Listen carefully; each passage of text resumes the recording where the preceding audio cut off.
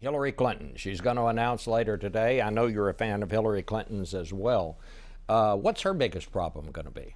Well, I think, first of all, she has had this larger-than-life job as Secretary of State, and now she has this opportunity to make a compelling case to the American people, really in small groups. I love how she's announcing this because she's going to go to Iowa. As you know, we can see Iowa from our porch in Minnesota, and I know, having spent the last few weeks in western Minnesota, southern Minnesota, in places like Ruby's Restaurant in Ashby at the 10 a.m. coffee clutch, that people want to hear what she wants to, her vision for America. People are worried about, how are their grandkids going to college? These are the things they're talking about. Let me just ask you about this. You heard Rand Paul say that here she is holding herself out to be a champion of women, and she's taking money in her foundation from Saudi Arabia.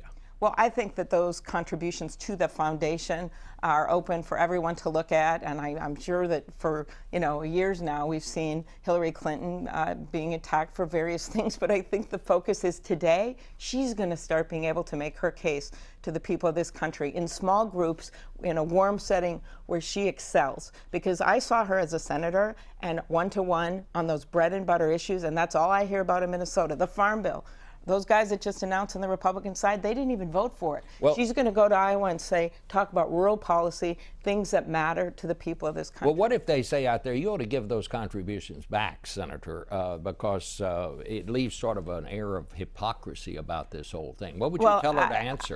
I think she's answered this. She's talked about that this was the foundation. I think you've seen other foundations take similar contributions. But the point of it is this. I don't think anyone can quite match her record for promoting women's rights all across the world. And if they want to go on that plane and have that argument, I'll say she wins.